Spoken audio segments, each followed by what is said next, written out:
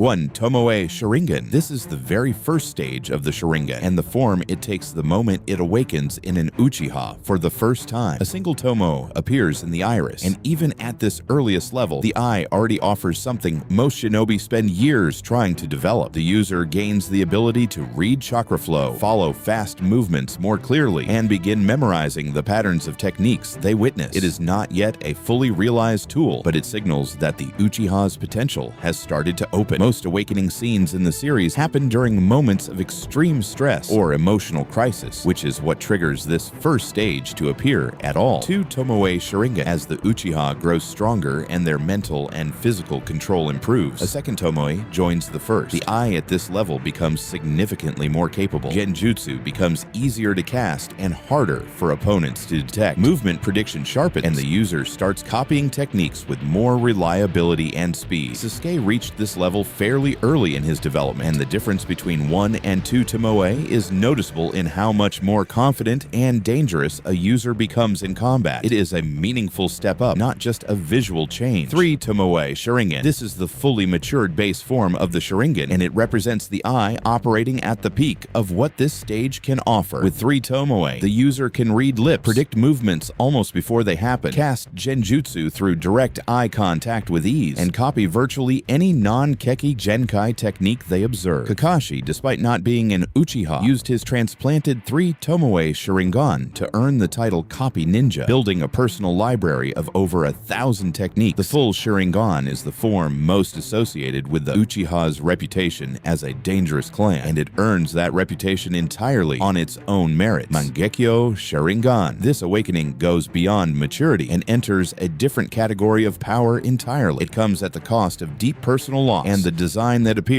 is completely unique to the person who awakens it, making each Mangekyo visually distinct from every other. The abilities it grants also differ between users. Itachi could trap enemies in a subjective world of torture with a glance using Tsukuyomi, produce inextinguishable black flames with Amaterasu, and generate a full spectral warrior body called Susanoo. Obito could phase through attacks and teleport objects through a personal dimension. Shisui wielded Kotomatsukami, a genjutsu so subtle it could rewrite a person's will without them ever knowing it happened. The variety of abilities makes this form especially unpredictable, and that unpredictability is a large part of what makes it feared. Kakashi's Mangekyo Sharingan. This version deserves its own mention because it exists in unusual circumstances. Kakashi is not an Uchiha, yet he awakened a Mangekyo in the eye Obito gave him during childhood. When he lost his teammate Rin, the grief triggered the awakening. His version of the eye grants a technique called Kamui, which allows him to warp matter in himself into a separate dimension. What makes Kakashi's case interesting is that his Kamui and Obito's Kamui are actually linked to the same dimension, since the eyes originally belong to the same person. 2 different fighters, same dimensional space, completely different applications of the same underlying technique. Eternal Mangekyo Sharingan. Once an Uchiha transplants the Mangekyo eyes of a blood relative, the 2 patterns merge into a new unified design, and the degradation of vision permanently stops. This form retains every ability of both original sets of eyes without any of the cost. Madara obtained this after taking his dying brother Izuna's eyes. Sasuke received Itachi's eyes after his brother's death. What separates this form from the regular Mangekyo is not just the absence of blindness, but also a raw increase in power and stamina that makes prolonged use far more sustainable. It is essentially the Mangekyo without its one major weakness. Byakugan. This is the inherited eye of the Hyuga clan and one of the oldest known dojutsu in the shinobi world. Unlike the Sharingan, it does not awaken through emotional experience. It is simply present from birth in every member of the main family. The veins around the eye become visible when it activates, and the resulting vision extends in nearly every direction with only a small blind spot at the back of the upper neck. It can see through walls, perceive targets at great distances, and most importantly, map the body's chakra network in precise detail. The Hyuga built their entire combat system around this last ability. Without the Byakugan, the gentle fist style would not exist at all. Tenseigan. This eye is born from a specific combination. A Hyuga's Byakugan fused with the chakra of an Otsutsuki. The result is an eye that glows with a blue-white light and far surpasses what the Byakugan alone can do. Toneri Otsutsuki, who appears in the last film, acquired this eye by taking Hanabi Hyuga's Byakugan and integrating them with his own Otsutsuki chakra. The Tenseigan allows the user to enter a powerful chakra mode and manipulate truth-seeking orbs, which are dense concentrations of all 5 nature types combined. combined. It also granted Toneri the ability to attempt something as extreme as redirecting the moon toward Earth. The eye blends two lineages into something that neither could produce alone, Rinnegan. This eye is described in the series as the most exalted of all ocular abilities, and the eye of the Sage of Six Paths, Hagoromo Otsutsuki. It presents as a pale, ringed iris and grants access to the Six Paths techniques, a collection of abilities that cover gravity manipulation, chakra absorption, summoning the King of Hell, and reviving the dead. Nagato used it through 6 separate bodies simultaneously, each controlling one of the 6 paths. The eye also allows the user to read the stone tablet left by Hagoromo, which contains knowledge unavailable to Sharingan users. Awakening it naturally requires a combination of Indra and Asura chakra, which is why only a handful of people across the entire history of the story have ever possessed it. 6 paths. Rinnegan. Sasuke's version of the Rinnegan is visually and functionally distinct from Nagato's. Where Nagato's was a straightforward pale ringed eye, Sasuke's carries 6 tomoe within it and was granted directly by Hagoromo after the events of the 4th Shinobi War. The tomoe indicate that the eye is fully charged and operating at peak capacity. In this state, Sasuke could use a Manotejikara, an ability that lets him swap his position in space with any nearby object or person instantly. He could also see invisible targets, and in combination with his Susanoo, apply the Rinnegan's power on a massive scale. When the tomoe disappear after heavy use, the eye requires time to recover before those specific functions return.